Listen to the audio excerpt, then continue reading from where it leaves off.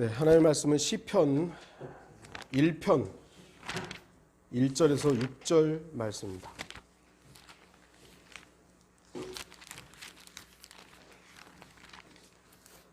시편 1편 1절에서 6절, 시편 1편 전체를 읽도록 하겠습니다.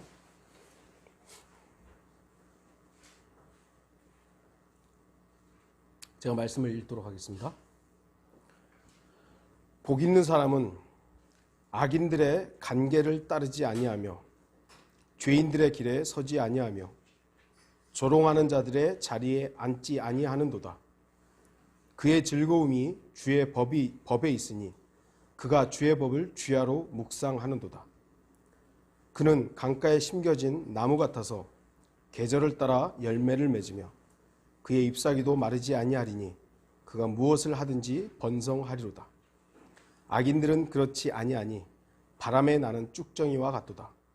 그러므로 악인들은 심판을 견디지 못하며 죄인들은 의인들의 회중에 들지 못하리니 이는 의인들의 길은 주께서 아시나 악인들의 길은 망할 것이기 때문이라. 많은 사람들이 3절을 좋아하죠. 굉장히 좋아합니다. 3절은 번성할 것 하시라고 하니까. 그러나 전제 조건이 분명히 있는 겁니다. 전제 조건 없이 그냥 3절이 뚝 떨어지는 게 아닙니다.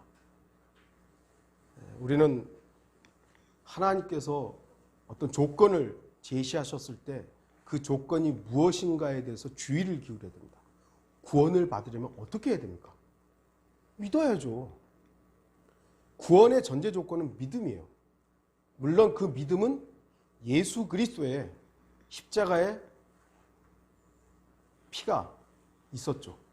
그것을 믿어야 지금 이 시대에는 구원을 받는 조건이 되는 것입니다. 행위를 우리에게 요구하신 게 아닙니다. 그런 엉뚱한 사람들이 오늘 이 본문을 가지고도 행위로 연결시키는 사람들이 있습니다만 오늘 저는 그런 부분들을 말씀드리려는 것은 아닙니다.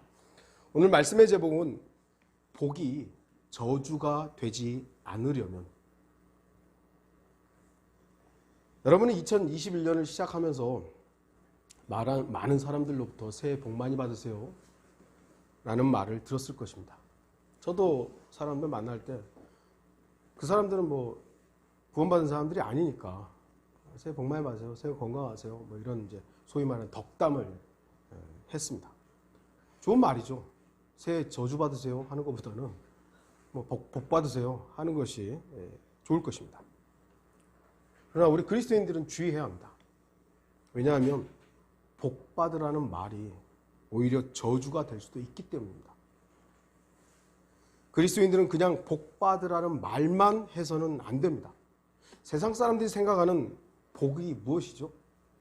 5복, 7복, 8복 뭐 이렇게 얘기하죠. 가지수는 뭐 다 있습니다만 그 중에서도 공통적으로 들어가는 것은 이제 건강과 장수와 돈 이것일 것입니다. 부와 장수 아마도 거의 모든 사람들이 바라는 복일 것입니다. 이러한 복을 새해를 맞이하면서 서로에게 덕담하는 것 아름다워 보입니다.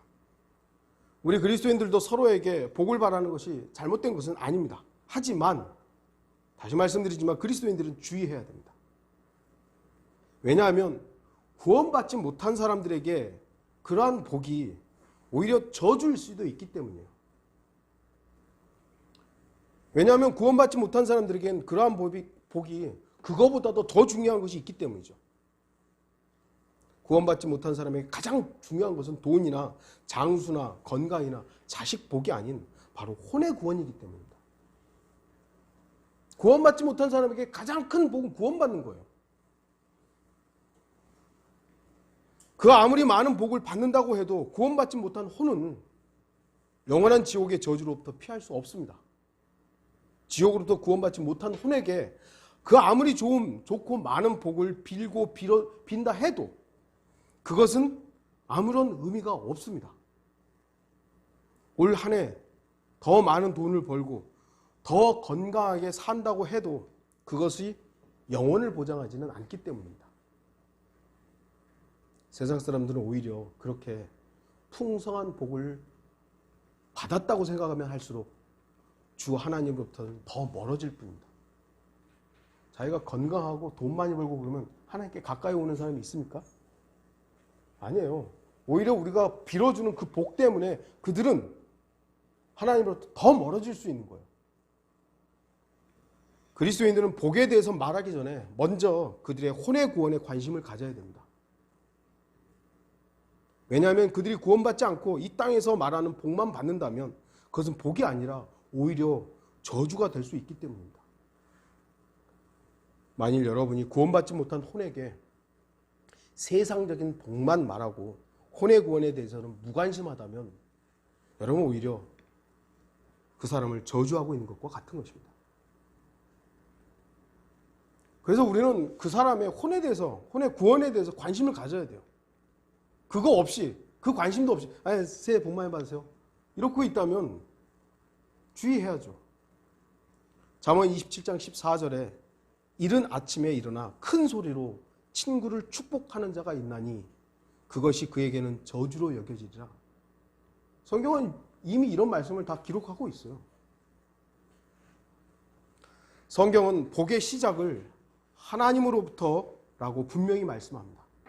창세기 1장 22절에 처음으로 복이란 단어가 사용됩니다.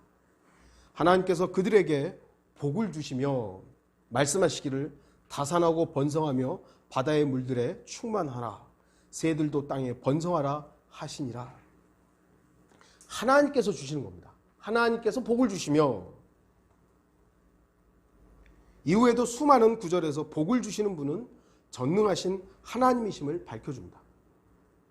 그래서 우리는 하나님을 복의 출발, 복의 근원이라고 말합니다. 다르게 말하면 하나님이 곧 복이시죠. 하나님이 복이신 거예요. 잠시 한 구절을 살펴보면요. 창세기 12장 2절 보면 하나님께서 아브라함에게 말씀하시죠. 내가 너로 큰 민족을 이루게 할 것이며 내게 복을 주고 내 이름을 위대하게 하리니 너는 복이 되리라. 아직도 대부분의 한국 기독교인들이 사용하는 개역 성서에는 창세기 12장 2절에서 아브라함에게 너는 복의 근원이 된다고 오역을 했습니다. 그나마 개역 개정판에서는 이 부분이 이제 바로 잡혔지만 아직도 많은 한국 기독교인들의 뇌리에는 아브라함이 복의 근원이라는 생각이 남아 있습니다. 하도 많이 들어가지고. 이러한 부분은 심각한 잘못입니다. 왜냐하면 어떤 인간이든 복의 근원이 될 수 없기 때문입니다. 하나님이 복을 주셔서 그 복을 누릴 수는 있지만 인간 자체가 복이 될 수는 없어요. 거기다 근데 복의 근원이래요. 복의 근원, 출발은 오직 주 하나님 한 분뿐입니다. 복은 하나님만이 주시는 거예요. 우리가 복을 빌기는 하지만 이거는 기대일 뿐이지 진짜로 복을 줄 수는 없잖아요. 그러나 하나님은 복을 주셔요. 하나님 자신을 우리에게 주십니다.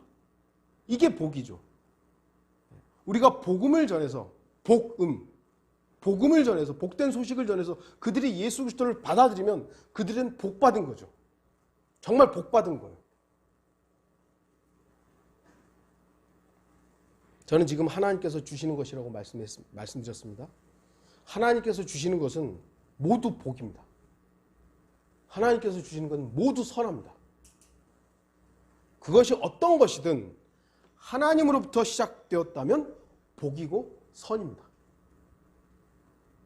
그러나 인간은 나에게 좋은 것만 하나님께서 주시는 것이고 나쁜 거는 마귀가 주었다고 생각합니다. 우리도 한때 그렇게 배웠죠. 물론 인간 편에서, 우리 편에서 실패하고 병들고 심판받고 죽고 이걸 복이라고 말하기는 어렵죠. 우리 편에서는. 하지만 우리는 고난과 실패와 시련과 질병도 모두 하나님께서 주시면 복이 될 수 있다는 것을 배웠습니다. 하나님이 허락하셨다면 이건 선한 것이구나. 오히려 내가 선하다고 생각하는 것이 죄구나. 내가 생각할 때 이건 선입니다. 이건 옳은 겁니다. 이거는 좋은 겁니다. 하는 것이 하나님에 대해서는 죄가 될 수 있다. 죄다라는 것을 배웠죠. 주님께서는 모든 것을 합력하여 자신의 선을 이루십니다. 이것을 배우기 위해서 우리는 이 땅에 살아야 합니다. 우리는 이것을 배워야 돼요. 너무 우리 중심적으로만 생각하고 사고하고 어떤 일들을 생활하는데 하나님께서는 바로 그걸 깨기 위해서 우리 보고 이 땅에 살라고 하시는 거예요. 그걸 거부하면 안 되죠. 오늘 보면 시편 1편은 너무나도 많이 알고 있는 말씀입니다. 많은 사람들이 암송도 하고 있죠. 특히 오늘 본문은 구약에서의 복 있는 사람에 대한 정의가 내려져 있는 부분입니다. 우리는 성경을 올바로 나누어 공부하는 사람들이기 때문에 구약에서 말씀하시는 복 있는 사람과 신약에서 말씀하시는 복 있는 사람과 그리고 대환란 때 또 더 나아가서 천년왕국 때 복 있는 사람이 어떻게 다른지 구분할 수 있어야 됩니다. 이거는 우리가 이미 성경 공부도 했고 나중에 또 기회가 된다면 이 부분을 좀 더 자세히 다루도록 하겠습니다. 복이 저주가 되지 않으려면 악인들의 관계를 따르지 않아야 되죠. 1절에 복 있는 사람은 악인들의 관계를 따르지 아니하며, 관계라는 단어가 여러분 여기 이제 카운슬이라는 카운슬, 지금으로 말하는 상담 이런 거예요. 성경에서 말씀하신 악인, 우리 한글 킹제임스 성경은 악인이라고 이렇게 번역을 했는데 여기는 ungodly라는 단어입니다. 경건치 않은 사람이야. 불경건한 사람. 경건, 오직 하나님만이 가지신 고유의 영역입니다. 인간은 경건을 흉내내거나 겉모습만 경건할 수 있을지는 모르지만 진짜 그 자체로는 경건할 수 없어요. 단지 하나님으로 인해 하나님께서 허락하신 경건을 누릴 수는 있죠. 시편 4편 3절에 그러나 주께서 자기를 위하여 경건한 자를 따로 세우셨음을 알라. 주께서는 내가 부를 때에 들으시리로다. 경건한 자를 따로 세우시는 것이죠. 그러니까 경건하기 때문에 세웠다고도 할 수 있는 것이요. 하나님께서 따로 세우신 사람이 경건한 사람이란 의미이기도 합니다.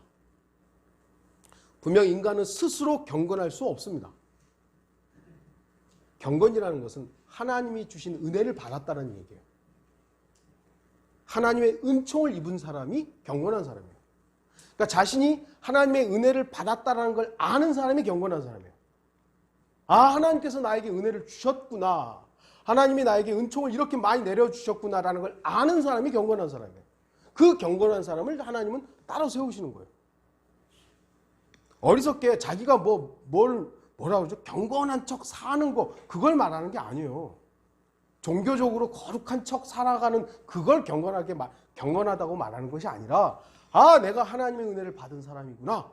그걸 아는 거죠.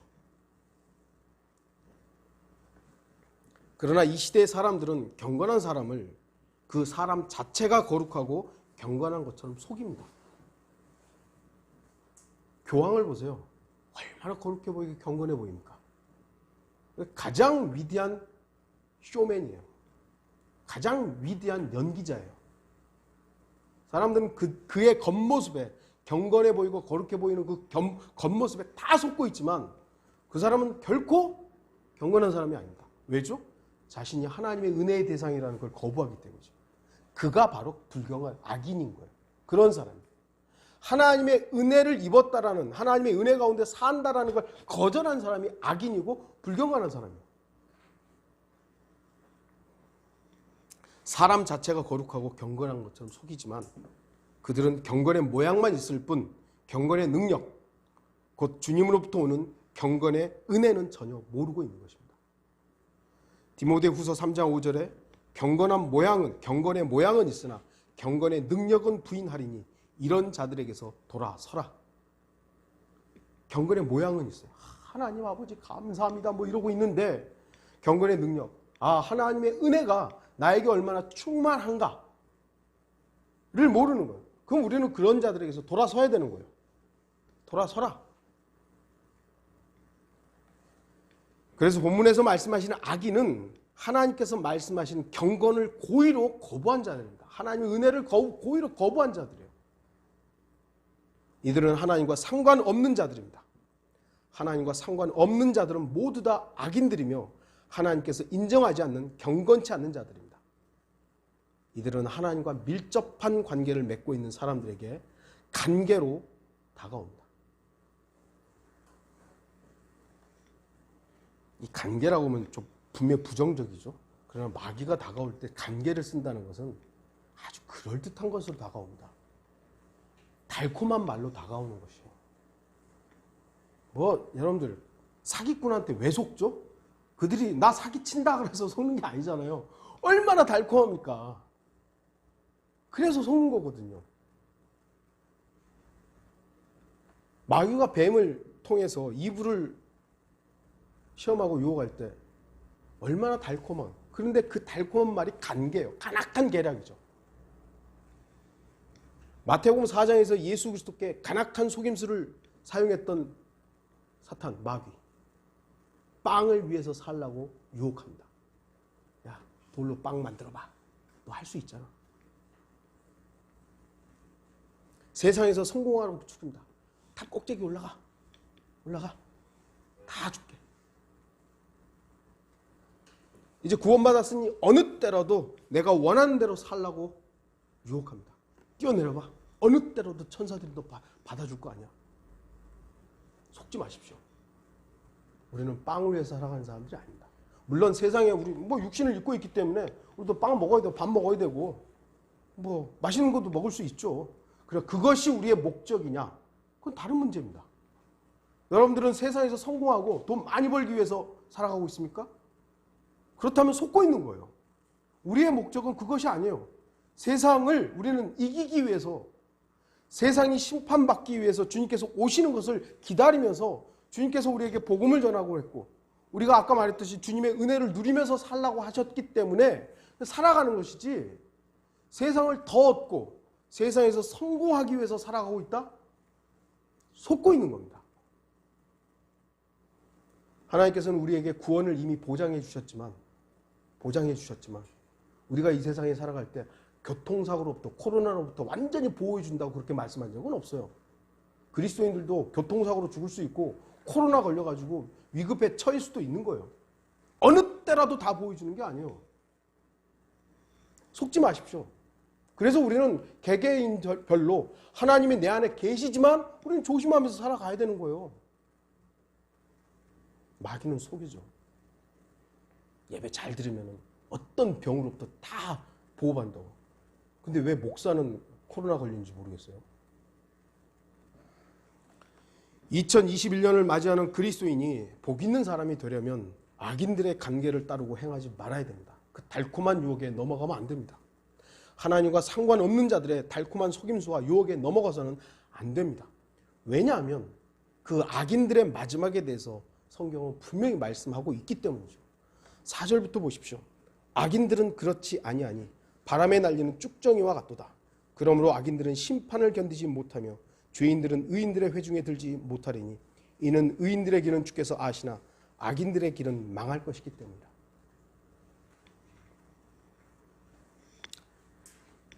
복의 조건은요, 세상 사람들이 말하는 것과 전혀 다릅니다. 성경이 말하는 복과 세상이 말하는 복은 너무 달라요.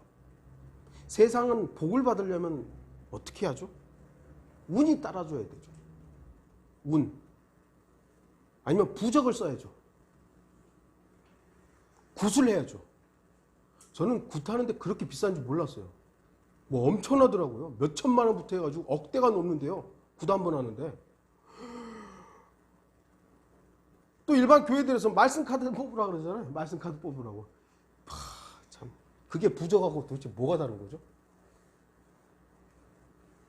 열심히 기도하면 하나님께서 우주의 기운을 내려서 그럼 말도 안 되는 얘기로 복을 알려주는 것입니다. 여러분들 왜 연초만 되면 점집들이 그렇게 문정선시를 이루죠?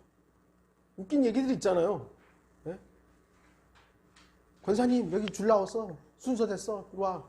점집에 갔더니 그런 데잖아요. 목사도 제가 이제 들은 얘기 중에 목사가 그 전보로 갔다가 걸려가지고 그 교회에서 쫓겨났다는 얘기도 좀 들었어요. 무당, 철학관, 점성가, 도사, 역술인 등등 그들은 밥 먹고 살아요. 그 많은 사람들이 간다는 얘기죠. 미래를 알지 못하는 자들이 미래를 점쳐서 자신에게 올지도 모르는 복을 잡거나 저주를 피하려 하기 때문에 그 점집들이 여전히 문전성시를 이루는 것입니다. 그러나 그리스도인은 점을 치지 않아요. 왜죠? 그리스도인의 미래는 이미 그리스도 안에서 정해져 있기 때문입니다.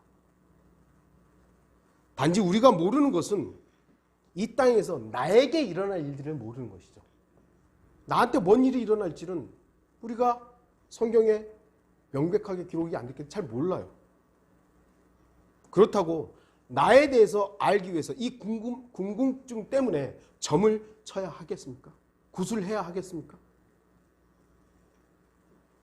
그리스도인은 주님께서 앞으로의 일들을 어떻게 진행하실지 이미 알 수 있습니다. 왜냐하면 예수의 증거는 예언의 영이기 때문입니다. 요한계시록 19장 10절에 예수의 증거는 예언의 영이에요. 자신 안에 예수 그리스도가 있다는 것을 증명할 수 있는 방법 중에 하나가 예언이에요. 예언. 여러분 예언할 수 있어야 돼요. 이제 엉뚱한 얘기가 될 수 있죠. 그러나 성경에 기반한, 왜냐하면 성경이 예언이기 때문에 하나님의 말씀에 있는 것들을 여러분이 말씀하시면 그게 예언이에요. 성경이 없는 것을 예언하고 있다. 그건 사입이에요. 거짓말쟁이에요. 하나님의 말씀에 입각하지 않은 어떤 말이라도 그건 예언이 아닙니다. 그래서 목사가 됐든 교주가 됐든 뭐가 됐든 간에 성경에 없는 말들을 내가 어제 계시를 받아서 이렇다고. 그럼 여러분들 저 사기꾼이나 우리도 당해봤잖아요. 사기꾼이다 해야 되는 거예요. 하나님의 말씀에 입각하지 않기 때문에 악인들의 관계에 넘어가는 겁니다. 아주 주의해야 되는 것이죠. 우리 주변은 여전히 마귀의 술책과 간악한 자들의 계략이 도사리고 있습니다. 2021년이 되었다고 해서 마귀는 쉬는 것이 아닙니다. 오히려 세상적인 행사를 준비하기 위해서 자신들의 종들을 더욱더 부추겨 의인들이 악인들의 관계를 따르도록 할 것입니다. 지금 세계 여기저기서 아주 이상한 일들이 많이 일어나요. 특히 미국도 지금 아주 그냥 난리가 나죠. 우리는 그런 부분들 볼 때 나하고 상관없으니까 뭐 우리나라에 그런 일들이 없잖아. 우리나라에 그런 일이 없으려고 누가 장담할 수 있어요? 그거보다 더한 일들도 충분히 일어날 수 있는 그런 시대입니다. 그렇기 때문에 그리스도인들은 항상 깨어 있어야 돼요. 그냥 뭐 어떤 일들이 발생하고 뉴스에서는 항상 걸러진 것들만 나옵니다. 그래서 뉴스에 나오지 않은 것에 대해서도 여러분들은 어떻게 보면은 너무 거기에 이제 빠져들 필요는 없습니다만 이런 것들도 있구나. 이런 것들도 있구나. 좀 살펴볼 수 있어야 돼요. 다 먹고 사는 일들에만 너무 바쁘지 말고. 그러므로 통해서 우리는 하나님의 계획이 차근차근 진행되고 있구나. 주님의 오심이 이제 더 가깝구나. 이것을 알게 돼야 되는 것이죠. 그리스도인들은 악인들의 관계를 따라 행하지 말고 주님 안에서 행해야 합니다. 골로새서 2장 6절 너희가 그리스도 예수를 주로 영접한 것 같이 그분 안에서 행하라. 보세요. 영접하는 게 행하는 겁니다. 주의해서 보세요. 어떤 그분 안에서 행하라는 것이 막 어떤 일들을 많이 하라는 게 아니라 영접한 것 그분 안에서 행하는 겁니다. 그러니까 우리가 예수 그리스도를 믿는 것이 우리가 행할 수 있는 가장 큰 선행이에요. 선이라고 말할 수 있는 우리의 선은 없지만 인간으로서 죄인으로서 할 수 있는 가장 큰 행위는 예수 그리스도를 영접하는 겁니다. 이것 위에 우리가 어떤 행함을 한다. 그것은 하나님께는 선행으로서 받아들여질 수 없는 것입니다. 복 있는 사람은 그 복이 저주가 되지 않으려면 죄인들의 길에 서지 않아야 합니다. 1절에 나오죠. 죄인들의 길에 서지 아니하며. 죄인들의 길이란 무엇입니까? 성경에는 여러 가지 길들이 있죠. 카인의 길도 있고 죽음의 길 등 사람들이 생각하는 길이 있고 또한 유일하신 생명의 길 되신 예수 그리스도의 길이 있습니다. 제가 항상 말씀드리지만 마귀는요, 하나님께서는 두 가지만 딱 허락하셨습니다. 진리와 비진리. 진리와 비진리. 그런데 진리는 두 개가 될 수가 없어요. 진리는 오직 하나죠. 근데 비진리는 마귀 편이기 때문에 이 비진리는 수백, 수천, 수만, 수억까지도 될 수 있어요. 두 개면 선택이 쉬워요. 둘 중에 50%니까 하나만 선택하면 돼요. 그런데 마귀는 이 비진리를 수없이 많이 만들어놨기 때문에 사람들이 볼 때는 이 진리도 이 수만 가지 중에 하나처럼 보여요. 마귀는 그걸 이용해 먹는 거거든요. 생명의 길은 오직 하나예요. 예수 그리스도라는 생명의 길이에요. 그러나 마귀는 다른 길을 많이 만들어놨어요. 그래놓고 이 생명의 길도 마치 비진리와 같은 그 중에 하나인 것처럼 보이게 하는 것이죠. 분별력을 가졌다면, 하나님의 말씀을 두려워하고 하나님을 두려워한다면 이 구분을 할 수가 있게 되는 겁니다. 그냥 못하는 것이죠, 대부분. 왜? 진리를 싫어하니까요. 오늘 본문에 죄인들의 길이 나옵니다. 죄인들의 길 했을 때 오늘 본문에만 나오더라고요. 죄인들의 길이란 무엇입니까?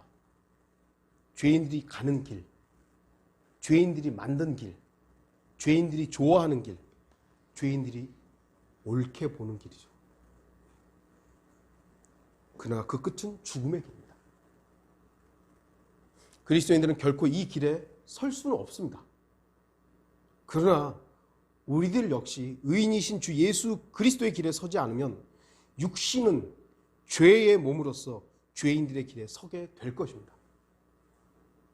왜 굳이 그리스도인이 죄인들의 길에 서야 하겠습니까? 그 끝이 죽음이란 사실을 알면서도 달려가는 것은 참으로 어리석은 것입니다. 그 끝이 멸망이라는 걸 알면서도 거기 있다면 그것처럼 어리석은 게 어딨어요? 패배의 길에 서지 마십시오. 죽음의 길에 서지 마십시오. 그리스도인은 이미 승리자의 편에 선 사람입니다. 왜 어리석게 죄인들의 길에 서려 하십니까? 세상은 사람들이 생각할 때는 더 좋아지고 있다고 생각하지만 저는 그렇게 보지 않아요. 제가 항상 말씀드려요. 편리해질 뿐이에요. 좋아지지 않아요. 편리해질 뿐이에요. 결코 좋아지지 않습니다. 세상은 망할 것이고 세상에 대해서 하나님께서 분명히 심판하실 것입니다. 편리함을 좋은 것이라고 선한 것이라고 생각하는 것은 속는 것이죠. 어떤 영화를 보니까 배신자가 그런 말을 합니다.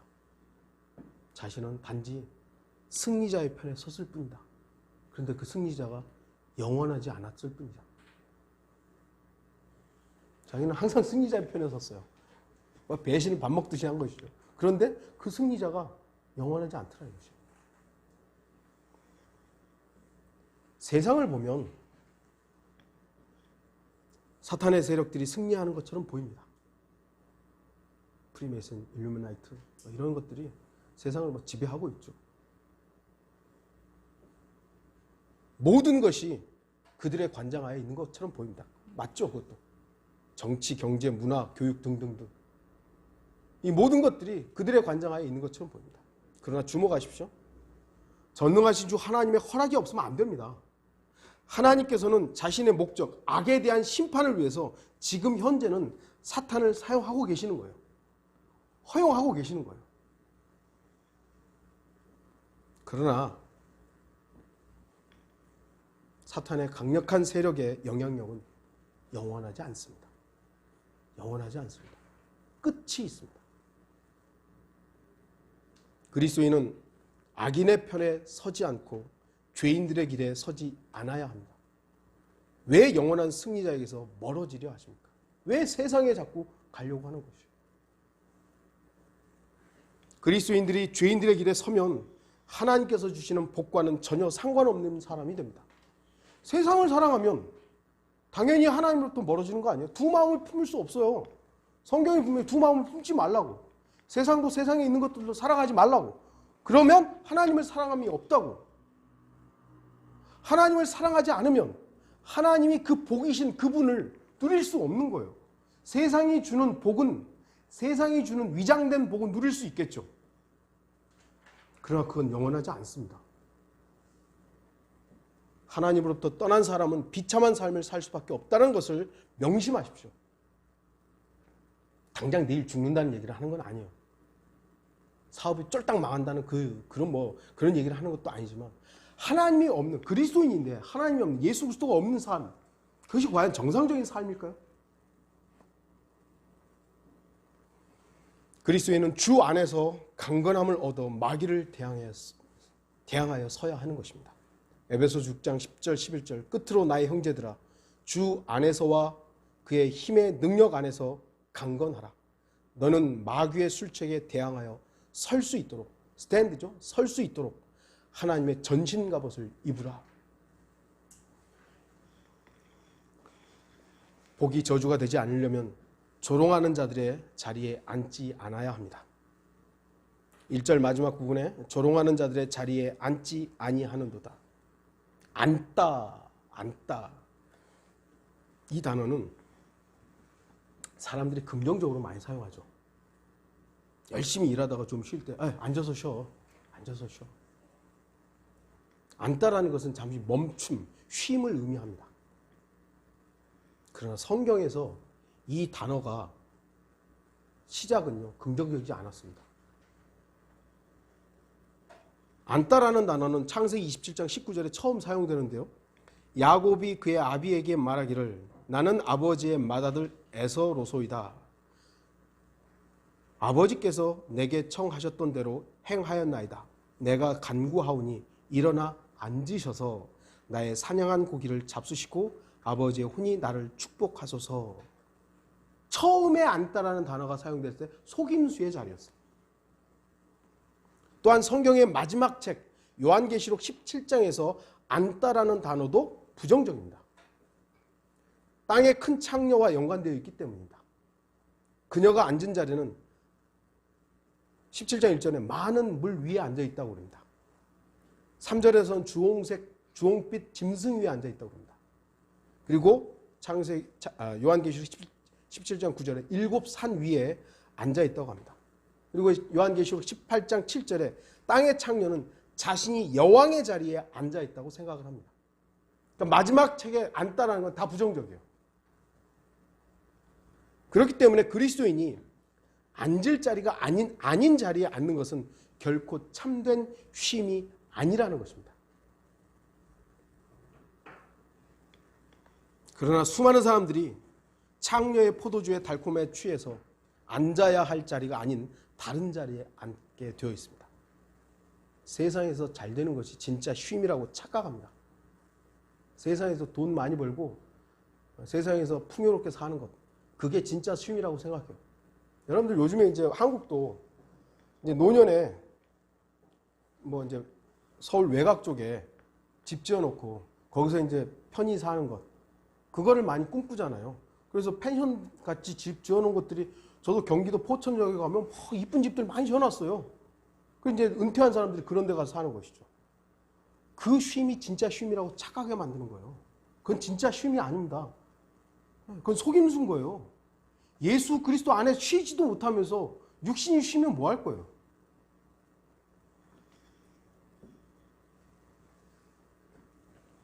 세상 사람들은 그래서 세상과 타협하고 종교인들은 로마 카톨릭에 동조하는 것입니다. 가짜 쉼에 속고 있는 것이죠. 하지만 그리스도인들은 나 자신이 어디에서 쉼을 얻으려 하는지 주의해야 합니다. 여러분들은 어디서 쉼을 얻으려 하느냐 이것입니다. 어디에 앉아 쉬려 하는지 명확하게 알아야 합니다. 그리스도인이 앉아 쉴 수 있는 자리는 이 땅에서의 쉼이 아닙니다. 바로 천상입니다. 에베소서 2장 6절, 또 함께 일으키사 그리스도 예수 안에서 천상에 함께 앉히셨으니, 그리스도인은 이미 천상에 앉아 있습니다. heavenly place라는 단어가 사용되죠. 하늘의 장소에 우리가 앉아 있는 거예요. 그렇기 때문에 그리스도인의 진정한 쉼은 그리스도 안에서이며 영원한 쉼은 바로 천상임을 잊어서는 안 됩니다. 지금 이 땅에서 우리가 누릴 수 있는 쉼은 세상이 주는 안락한 쉼이 아니에요. 예수 그리스도를 통한 쉼이죠. 그리고 진정한 우리의 영원한 쉼은 천상이에요. 이 땅에서 엉뚱한 것들을 통해서 쉬려 하기 때문에 조롱하는 자들에 앉게 되는 것입니다. 세상에서 쉬려고 하니까 마귀가 슬그머니 와가지고 너 이렇게 하면 성공할 수 있어. 너 이렇게 하면 돈 많이 벌 수 있어. 너 이렇게 하면 인정받을 수 있어. 조롱하는 자들이란 경멸하고 멸시하고 깔보는 자들을 말합니다. 이들은 도대체 무엇에 대해서 이렇게 조롱하는 것입니까? 우리는 바로 다음 구절 2절을 통해서 그 힌트를 얻을 수 있습니다. 2절은 바로 주의 법이죠. 주의 법. 복 있는 사람은 그의 즐거움이 주의 법에 있지만 조롱하는 자들은 바로 그 주의 법을 조롱하는 겁니다. 하나님의 말씀을 조롱하는 거예요. 그와 같은 자들은 하나님의 말씀에 대해서 조롱하고 하나님의 구원 계획을 경멸하며 다가올 심판에 대해서 멸시하고 깔봅니다. 이 마지막 시대는 진리를 믿지 않고 오히려 조롱하는 시대입니다. 그리스도인들이 구원의 복음을 전할 때 이런저런 사람들을 만날 수 있습니다. 요즘은 대부분의 사람들이 조롱하고 멸시하죠. 이제 복음 전하면 아주 이제 비웃음거리가 되고 있어요. 그런데 그들 중에는 자신을 기독교인이라고 소개하는 자들도 있습니다. 그냥 삶에서 조용히 교회 다니고 하나님 섬기면 되지 뭐 그렇게 거리에서 떠들고 개개인별로 싫다는 사람 그렇게 붙잡고 그렇게 늘어지고 있느냐고. 아이고 저 광신자들 기독교인들도 이제 그러는 것이죠. 그러한 자들은 주 예수 그리스도의 보혈을 제한하는 자들입니다. 극단적 칼빈주의자들은 예수 그리스도의 보혈을 제한하죠. 예정된 사람들만 구원받는다. 어떤 사람들은 자신들의 행위로 무언가를 이루려는 자들도 있습니다. 행위구원을 강조하는 자들 있죠. 주 예수 그리스도의 구원이 완전하지 않기 때문에 그 뒤에 뭔가를 해야 된다. 더하기, 믿음 더하기 무엇. 또 어떤 자들은 주의 약속이 더디다고 생각하는 자들도 있습니다.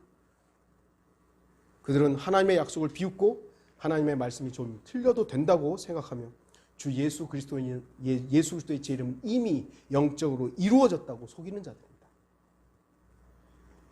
성경을 믿는 그리스도인들은 그러한 자들과 함께 할 부분이 없습니다. 왜냐하면 그리스도인들은 이미 그리스도와 함께 천상에 앉아 있기 때문입니다. 그리스도인은 자신이 앉아야 할 자리를 정확하게 알아야 됩니다.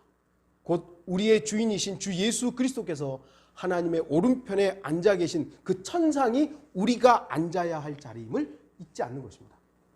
우리는 영적으로는 이미 거기 앉아 있어요. 영으로는 이미 거기 앉아 있어요.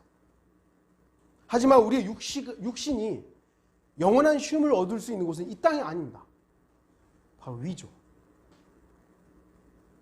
골로새서 3장 1절 그러므로 너희가 그리스도와 함께 살아났으면 위에 있는 것들을 구하라. 거기에는 그리스도께서 하나님의 오른편에 앉아 계시느니라. 마지막으로 복이 저주가 되지 않으려면 주의 법을 즐거워하고 주야로 묵상해야 합니다. 2절 나오죠. 그의 즐거움이 주의 법에 있으니 그가 주의 법을 주야로 묵상하는도다. 본문에서 말씀하시는 주의 법은 1차적으로 모세의 율법이죠. 유대인들은 모세의 율법을 즐거워함으로 복 있는 사람이 될 수 있었습니다. 즐거워한다는 것이 무엇입니까? 기쁨과 즐거움의 시작을 하나님의 말씀으로 삼는다는 것입니다. 성경은 이러한 사람을 복 있는 사람이라고 말씀합니다. 여러분은 즐거움과 기쁨을 어디에서 찾습니까? 세상 사람들은 돈이 늘어나면 뭐 이렇게 월급이 오르면 이번에 저도 뭐 사장이 만나가지고 이제 새해가 되니까 미안하다고 어렵고 그러니까 월급 못 올려준다고 뭐 섭섭하죠. 예. 그러나 저의 기쁨이 거기 있지 않기 때문에 그래 꼬박꼬박 월급 주는 것만으로 고맙습니다. 넘어갔어요. 장사가 잘 되고 아픈 병이 낫고 뭐 물론 그리스도인들도 그러한 부분들이 기분 나쁘지는 않습니다. 좋은 일이죠. 그러나 순간의 기쁨이나 즐거움은 허무함을 증가할 뿐입니다. 계속 안 아플 수 있나요?